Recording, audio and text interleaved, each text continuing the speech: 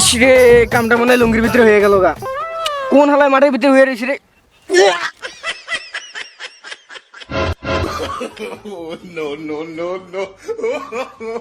কিরে শালা দিয়ে কোনো বমি করলো না?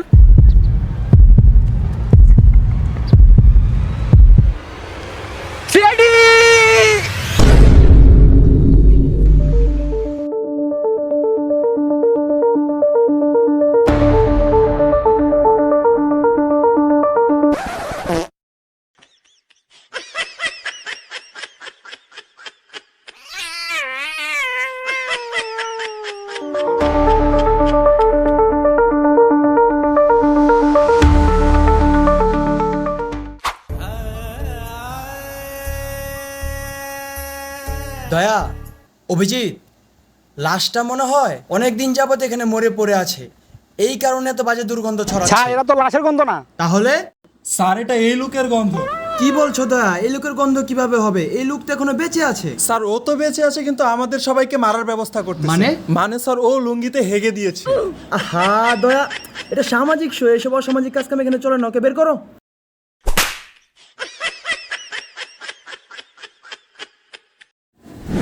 দয়া, অভিজিৎ, তোমরা একটা জিনিস খেয়াল করেছো?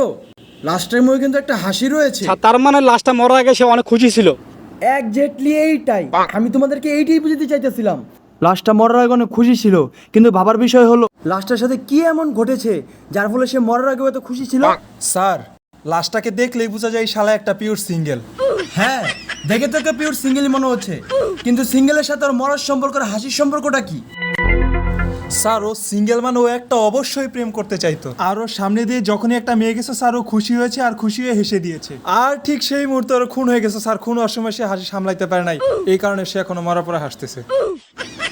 যদিও তোমার কথায় কোনো লজিক নাই, তবে যুক্তি আছে, কিন্তু আমরা আরেকটু ভালোভাবে লাশটাকে পর্যবেক্ষণ করে দেখব। অবশ্যই কোনো না কোনো ক্লু পাবো, কারণ খুনি যতই চালাক হোক না কেন কোনো না কোনো এভিডেন্স অবশ্যই রেখে যাবে। তোমরা লাশটা একটু ভালোভাবে পর্যবেক্ষণ করো।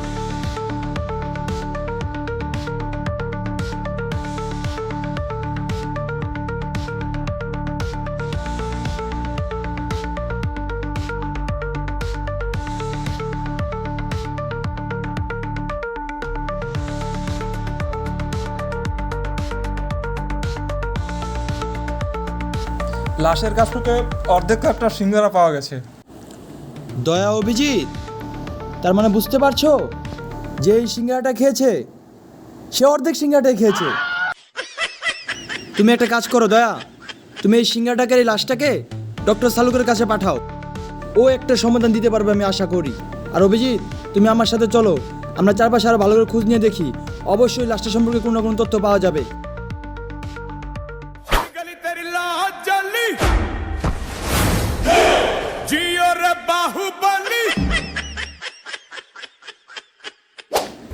অভিজিৎ, দেশের যে পরিস্থিতি, আমার মনে হয় এই মারাটার সাথে রাজনীতিক কোনো সম্পর্ক থাকতে পারে। চলো একটা কাজ করি, এই এলাকায় যত নেতা রয়েছে তাদেরকে জিজ্ঞাসাবাদ করি, আমার মনে হয় তাহলে অবশ্যই কিছু জানতে পারবো। জি স্যার, চলেন।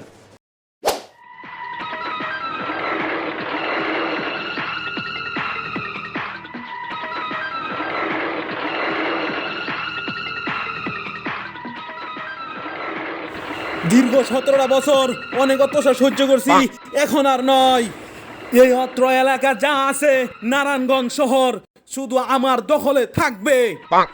কিরে, এলাকার সব দোকান থেকে চাঁদা তুলছস? তুলছি।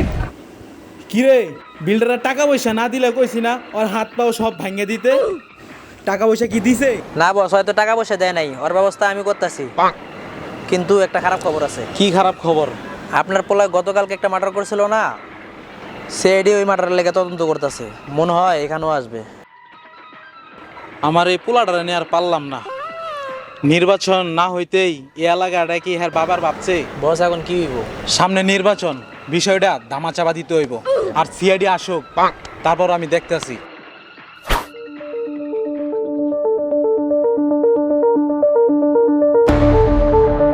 কি ব্যাপার নেতা সাহেব, চাঁদাবাজি তো মনে হয় ভালোই চলছে।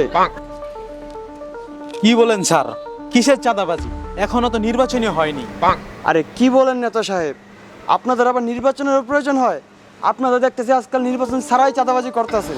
কই স্যার, আমরা কোথায় চাঁদাবাজি করলাম? আমরা তো জাস্ট নির্বাচন চাই। আরে নেতা সাহেব, নির্বাচন করেন কেন? ধৈর্য ধরেন, নির্বাচন তো হবেই। আগে আপনি আমার কিছু তথ্য দিয়ে সাহায্য করেন। আপনার এলাকার পশ্চিমে যে মারাঠটা হয়েছে ওটা সম্পর্কে কি আপনি কিছু জানেন? আরে স্যার, আমি কোথা থেকে জানবো? আমি তো জাস্ট নির্বাচন চাই। তাহলে কি আপনি সত্যি মারাঠ সম্পর্কে কিছু জানেন না? না স্যার, আমি তো শুধু জানি আমি নির্বাচন চাই। স্যার, এর দেখে অনেক সন্দেহজনক মনে হয়। হ্যাঁ, আমার কাছে কি যেন কথা লুকাইতেছে। অভিজিৎ, তুমি ঠিকই বলছো, আমারও এরকমটাই মনে হইতাছে। অবশ্যই হ্যাঁ, আমাদের কিছু না কিছু লুকাইতেছে। একটা কাজ করো, ওর উপর নজরদারিটা বাড়ায় দাও।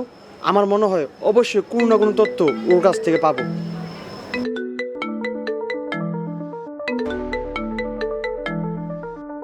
হ্যাঁ ডক্টর সালুকে, বলো কি জানতে পারলে? বস, আমি জানতে পারলাম এই লাশটা আসলে মৃত।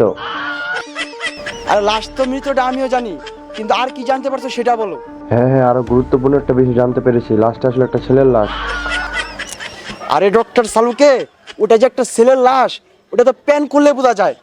আচ্ছা যাক, তুমি লাশের কথা বাদ দাও। তোমার লাশের সাথে একটা সিঙ্গারা দিয়েছিলাম, ওটা থেকে তুমি কি জানতে পারলে? হ্যাঁ, সিঙ্গারাটা তো ভালোই ছিল, কিন্তু সিঙ্গারাতে একটু ঝাল কম হয়েছিল। আর লবণটা, হ্যাঁ লবণ ঠিক আছে। আর তুমি সিঙ্গারা যে পাঠাচ্ছো তুমি জানো না আমি সস ছাড়া সিঙ্গারা খেতে পারি না। সস পাঠাও নাই কেন? হ্যাঁ আরে ডাক্তার সালুকে, তুমি কাজটা করছো কি? ওটা তো একমাত্র এভিডেন্স ছিল লাশের সাথে পাওয়া। আরে বস, সেটা তুমি আগে বলবে না? এখন আমার বাথরুম না হওয়া পর্যন্ত আমি সিঙ্গারা নিয়ে আর কোনো রিপোর্ট দিতে পারবো না।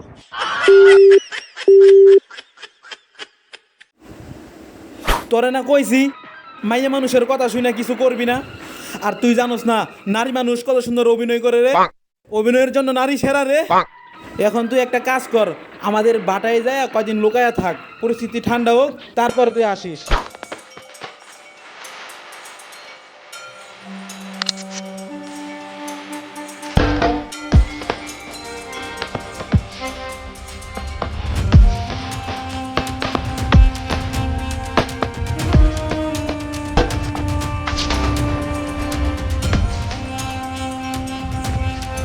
এই লুলু মাল দে।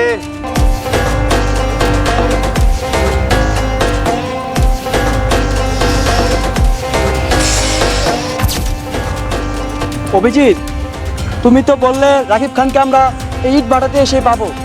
কই, ওকে তো কোথাও দেখছি না। স্যার, ওই যে রাকিব খান, স্যার ধরতে হবে স্যার। রাকিব পলা সিআইডি।